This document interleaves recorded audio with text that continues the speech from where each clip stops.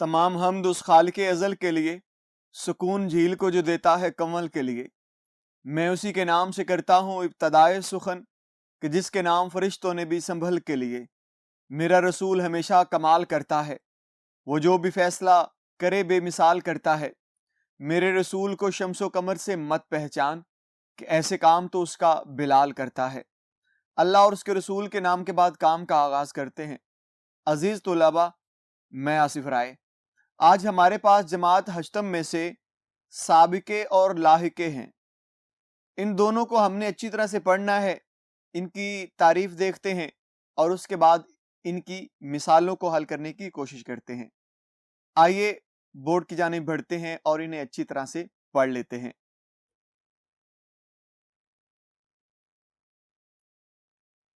जी प्यारे बच्चों, आज हमारे पास जमात हश्तम में से साबिके और लाहिके हैं। इनकी क्या तारीफ बनती है उसको देखते हैं, फिर इसको किस तरह से हल किया जाए उसको देखते हैं। आइए साबिके और लाहिके को अच्छी तरह से पढ़ते हैं और इसे पूरी तरह समझने की कोशिश करते हैं। जी प्यारे बच्चों, अभी हमारे पास सबसे पहले साबिका की तारीफ है। आइए इसकी तारीफ पढ़ते हैं। पहले, वो लफ्ज जो किसी कलमा या लफ्ज के शुरू में लगाने से एक नया और मुख्तलिफ मानी वाला बामानी लफ्ज बना दे, उसे साबिका कहते हैं। मुराद एक लफ्ज जो बामानी है, पहले से मौजूद है, आपके पास वो पहले से मौजूद है। आपने क्या किया, आपने बिल्कुल इस साबिका की तारीफ पढ़ने के बाद इसी तरह से पहले एक लफ्ज लगा दिया और उस लफ्ज के मायने को और खूबसूरत कर दिया। पहले भी लफ्ज बामायनी था, जब आपने उससे पहले एक लफ्ज लगा दिया या हरफ लगा दिया तो उस लफ्ज के मायने में रद्दो बदल आ जाता है, या तो वो वही मायने रखता है लेकिन उसमें और बेहतरी आ जाती है, या ऐसे है कि उसके मायने बिल्कुल यकसर बदल जाते हैं। तो हमने इन साबिका को इसी तरह से पढ़ना है, किसी लफ्ज से पहले लफ्ज लगाना है और उस लफ्ज को एक नए मायने में बदल देना है। मेरे पास कुछ मिसालें हैं, इन मिसालों को पढ़ लेते हैं। सबसे पहले मेरे पास लफ्ज है बे। इस बे को मैंने लगाया हया के साथ। लफ्ज हया बामायनी लफ्ज है, इसका अपना भी मतलब है, लेकिन जब मैंने इससे आगे बे लगा दिया तो अब इसका मायनी बदल गया है, उलट हो गया है। पहले हया ये था कि अगर हया के मायने हम लेते हैं तो मुराद पर्दा करना है, शर्माना है, हिजाब है, लेकिन जब आप इससे पहले बे लगा देते हैं तो अब लफ्ज बन जाएगा बेहया। पहले हया था, अब बेहया, यानी हया के बगैर, जिसको हया ना हो, जिसे शर्म ना हो, जिसे हिजाब ना आता हो। तो अब देखें मायने बिल्कुल बदल गया है। यही कमाल है आपके लफ्ज साबिके का, जो आप किसी भी लफ्ज से पहले लगाते हैं और उसके मायने यकसर बदल के रख देते हैं। जैसे इसी तरह से लफ्ज है बेबस। एक लफ्ज हम इस्तेमाल करते हैं, मेरे बस में है। एक जुमला है, मेरे बस में है, मुराद मेरे कब्जा कुदरत में है, मेरी बर्दाश्त में है, मैं बहुत से मामलात को बर्दाश्त कर सकता हूं, ये तो मेरे बस में है। खाली लफ्ज बस का इस्तेमाल किया है। लेकिन अगर इससे पहले मैं बे लगा रहा हूं तो अब लफ्ज बन गया है बेबस। पहले बस में था, अब बस में नहीं है। पहले मेरी कुदरत में था, अब मेरी कुदरत में नहीं है, उसे कहेंगे बेबस। इसी तरह से अगर लफ्ज देखते हैं बेरहम। अगर रहम की बात करें, इसका मतलब है किसी दूसरे शख्स पर या किसी जानदार चीज पे करम करना, मेहरबानी करना, तरस खा जाना, उसे कहते हैं रहम या रहम करना। लेकिन मैंने क्या किया, मैंने क्योंकि साबिका बनाना था तो मैंने इससे पहले बे लगा दिया, अब बन गया है लफ्ज बेरहम। پہلے رحم ہو رہا تھا، کرم مہربانی ہو رہی تھی، اب مہربانی نہیں ہو رہی. مراد لفظ بالکل بدل گیا ہے، اب الٹ ہو گیا ہے. پہلے رحم تھا، اب وہ بے رحم ہو گیا ہے. مراد اب وہ رحم نہیں کرتا. اسی طرح سے اگر میں مثال دیکھوں بد کی، لفظ میرے پاس ہے بد. بد کہتے ہیں برے کو. اب میں اس سابقے کو لگانا چاہتا ہوں صورت کے سامنے. میں نے لگایا یہاں پہ. اب غور کیجئے گا، یہ لفظ میرے پاس سابقہ ہے، یہ صورت جو ہے یہ پہلے موجود تھا. میں نے صورت سے پہلے بد لگا دیا، اب لفظ بن گیا ہے بد صورت. پہلے خالی صورت تھا، اچھی بھلی جیسی بھی تھی، یہ درجہ بندی نہیں تھی کہ آپ اس کو اچھی کہیں یا بری کہیں. اب کیا کر دیا ہے؟ اب لفظ خاص بنا دیا ہے، بد صورت. ایسی شکل و شباہت جو پسند نہ آئے، جو بری ہو، جس سے اکتاہٹ ہو، اسے کہتے ہیں بد صورت. یا لفظ بد شکل ہو سکتا ہے، بد کردار ہو سکتا ہے. اسی طرح سے میں نے یہاں پہ دو لفظ اور لکھے ہوئے ہیں. میں لکھ رہا ہوں یہاں پہ بد، اور اس کے بعد بدبخت ہے، اس کے بعد بد ہے اور مزاج ہے. اگر میں بات کرتا ہوں بخت کی تو یہ قسمت ہے، آپ کی قسمت، آپ کی تقدیر. لیکن اس سے پہلے میں نے بد لگایا، لفظ بالکل بدل گیا. پہلے بخت تھا، اب بدبخت ہے، مراد بری قسمت والا ہو گیا ہے. اسی طرح سے بد مزاج ہے. مزاج کہتے ہیں آپ کی طبیعت کو، آپ کے حال احوال کو. اب مزاج تو ہو گئے حال احوال یا طبیعت. اب میں نے اس سے پہلے بد لگایا ہے. اب بد لگانے سے کیا ہو گیا ہے؟ بد لگانے سے برے مزاج والا ہو گیا ہے، بری طبیعت والا ہو گیا ہے. اب آپ کو سمجھ آ گئی ہوگی. ایک ہم اور کر لیتے ہیں، پاک. یہ میرے پاس ایک لفظ ہے پاک، جو سابقہ کے طور پہ میرے پاس موجود ہے. میں چاہتا ہوں دامن سے پہلے لگے، دل سے پہلے لگے اور زمین سے پہلے لگے، لہٰذا میں نے ان کو لکھ دیا. اب اگر آپ کے پاس یہ سابقہ موجود ہے اور میں نے یہ دامن رکھ لیا آپ کے سامنے، دامن کہتے ہیں جھولی کو.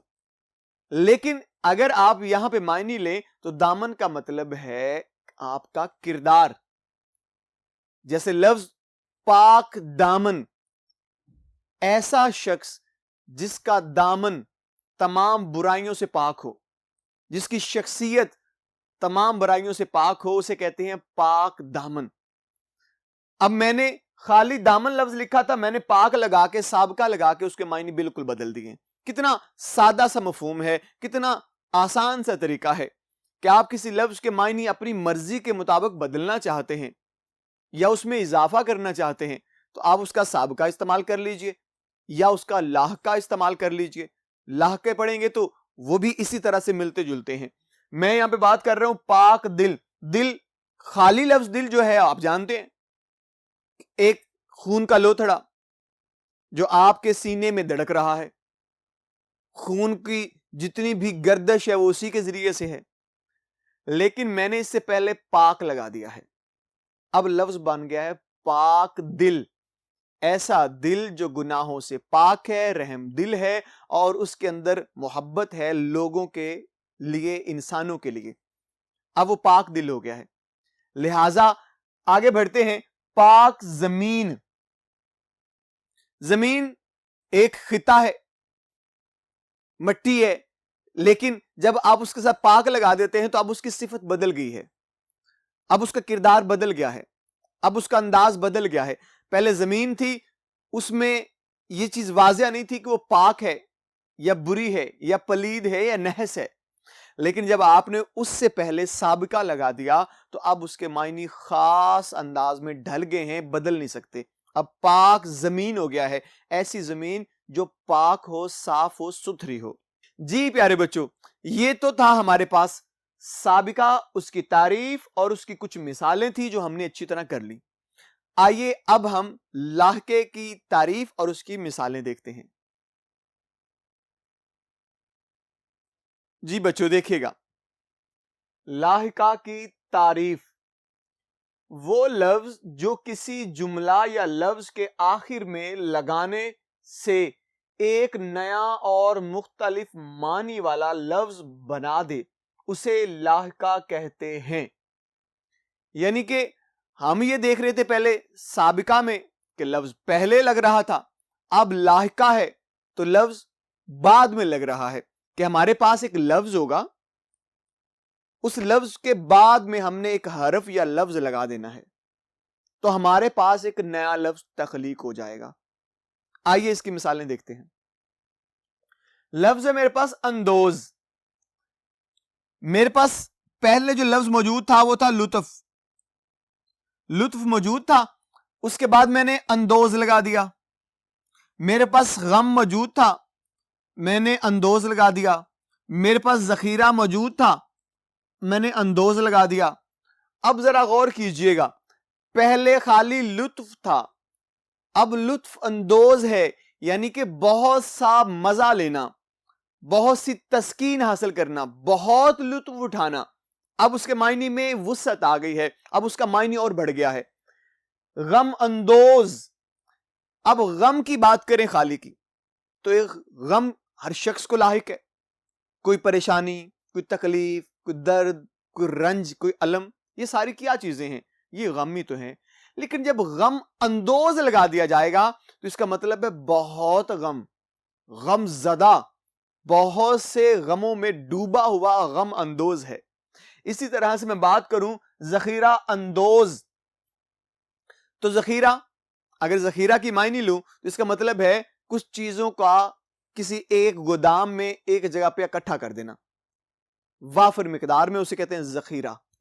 لیکن جب میں اس کا لاحقہ لگاتا ہوں اندوز، تو لفظ اب بن جائے گا ذخیرہ اندوز، مراد بہت سارے سامان کو ایک جگہ اکٹھے کر دینا، یعنی بہت وافر مقدار میں چیزوں کو اکٹھا کر لینا، انہیں کہتے ہیں ذخیرہ اندوز۔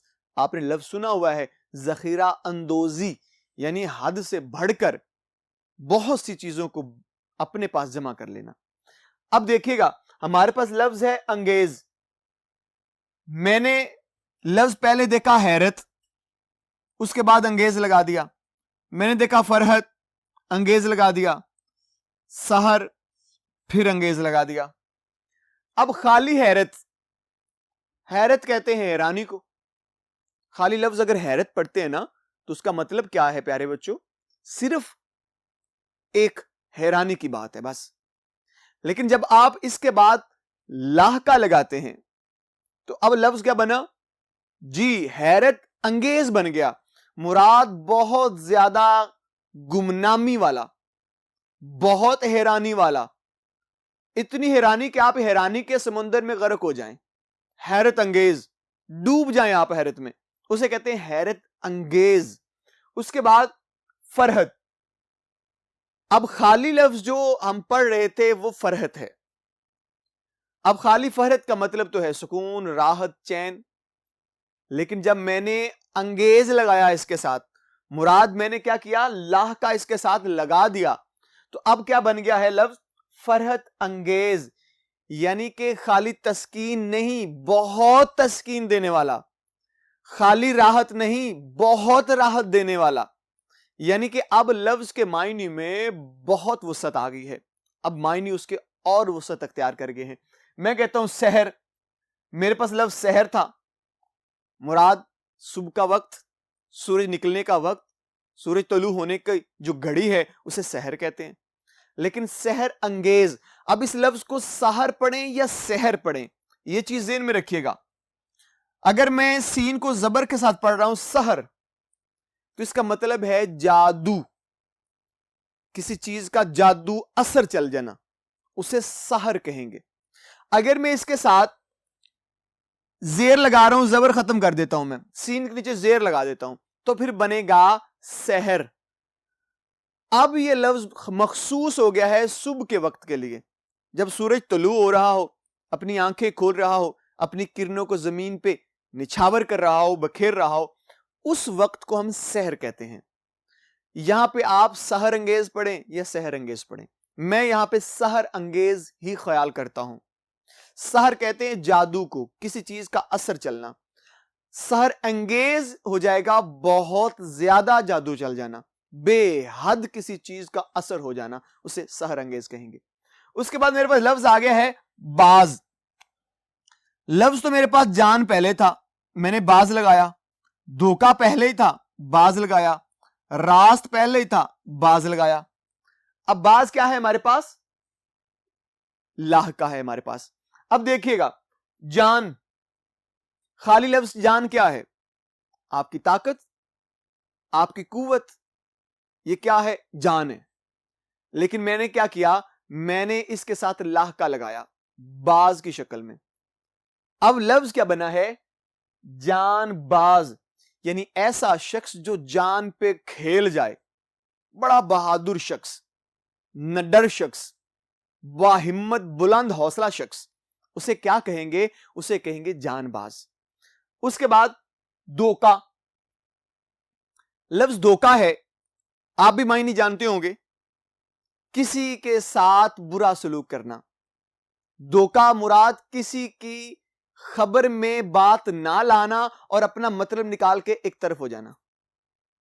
کسی کی پیٹھ پیچھے کسی طرح سے یا اس کی آنکھوں کے سامنے کوئی ایسی دھول جھونکنا کہ اسے معلوم نہ پڑے کہ میرے ساتھ دھوکا ہوا ہے یا نہیں.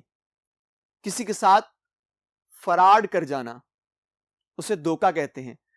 اب یہ لفظ تو خالی دھوکا ہے، اب دھوکا باز کر دیا میں نے. مراد ایسا شخص جو ہر شخص کے ساتھ چالاکی کرے، ہر شخص کو دغا دے، اسے کہیں گے دھوکا باز. اس کے بعد لفظ ہے راست. خالی لفظ راست کو دیکھیں تو اس کا مطلب ہے سیدھی بات، سیدھی راہ، اسے کہیں گے راست، یعنی سچا، سچائی والا، اسے کہتے ہیں راست. میں نے کیا کیا؟ اس کے ساتھ لاحقہ لگا دیا باز کی شکل میں. تو اب لفظ کیا بنے گا؟ راست باز. اب اس کے معنی بدل گئے ہیں. ایسا شخص جو سچائی کی راہ سے جو بھر بھی نہ ٹلتا ہو، ایک رائی کے دانے کے برابر بھی سچائی کے راستے سے نہ پلٹتا ہو، اسے کہیں گے راست باز. جی پیارے بچوں، میں امید کرتا ہوں کہ آپ کو آج کا یہ سبق جو ہم نے دو چیزوں کے ساتھ مکمل کیا، ایک لاحقہ اور ایک سابقہ، ان دونوں کو ہم نے بڑی اچھی طرح سے پڑھا ہے. آپ کی کتاب کے اندر یہ بہت تعداد میں مثالیں موجود ہیں. آپ ان مثالوں کو پڑھ سکتے ہیں، وہاں سے ان کو بار بار حل کر سکتے ہیں. جب تک آپ انہیں بار بار حل نہیں کریں گے یہ آپ کو یاد نہیں ہوں گی. آپ سے صرف اتنی التماس اور گزارش ہے کہ پیارے بچوں ان کو بار بار سنیے اور بار بار پڑھیے تاکہ آپ کو اچھی طرح سے ازبر ہو سکیں. میں امید کرتا ہوں کہ آپ کو یہ لیکچر بڑی اچھی طرح سے ازبر ہوا ہوگا. انشاءاللہ اگلے لیکچر میں آپ سے پھر ملاقات ہوگی. تب تک کے لیے مجھے اجازت دیجیے گا. اللہ حافظ.